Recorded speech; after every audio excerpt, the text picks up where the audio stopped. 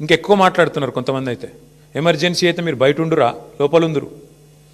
ఎవరు ఎక్కడ ఉండాలో కాలం నిర్ణయిస్తుంది, ప్రజలు నిర్ణయిస్తారు. ఒళ్ళు దగ్గర పెట్టుకుని ఉంటే మంచిది.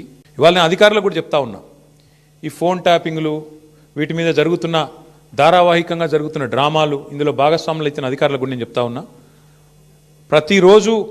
ప్రతిరోజు ఒక్కరిదే ఉండదు. ఇంకో 2-2.5 ఏళ్లలో మళ్ళీ మా ప్రభుత్వం తప్పకుండా వస్తుంది. మీకు తెలుసు, అది ప్రజల మూడు మీకు తెలుసు. మొన్న గ్రామ పంచాయతీ ఎన్నికలు చూసినారు, మీకు తెలుసు. ఇవాళ ఎన్నికలు పెడితే రాష్ట్రంలో ఏం ఫలితం వస్తుందో కూడా అధికారులకు తెలుసు. నేను వారికి చెప్తా ఉన్నా, మేమెన్నడూ గత 10 ఏళ్లలో ఇట్లా అధికారాన్ని దుర్వినియోగం చేయలేదు, ఎక్కడా చేయలేదు. ముఖ్యంగా పోలీస్ వ్యవస్థను ఇంత అడ్డంగా దుర్వినియోగం చేసేదైతే ఇవాళ నాటకాలు ఆడుతున్నారో వాళ్ళందరికీ నేను ఒకటే చెప్తా ఉన్నా, మీరు బలవుతారు, మధ్యలో మీరు బలవుతారు. రేవంత్ రెడ్డి రాజకీయ క్రీడలో మీరు బలవుతారు. మొన్నెట్లయితే కాంగ్రెస్ పార్టీ అంతర్గత కుమ్ములాటల్లో ఆధిపత్య పోరులో జర్నలిస్టులు బలైనారో, రేపు నేను చెప్తున్నా, మీరు భాగస్వాములు అయితే అధికారులు మీరు బలవుతారు. గుర్తుపెట్టుకోండి. రిటైర్ అయిన వాళ్ళని ఏం చేయలేరు భవిష్యత్తులో బీఆర్ఎస్ వాళ్ళు అనుకుంటురేమో, దానికి కూడా మాకు రేవంత్ రెడ్డి గారే తోజు పెట్టిండు.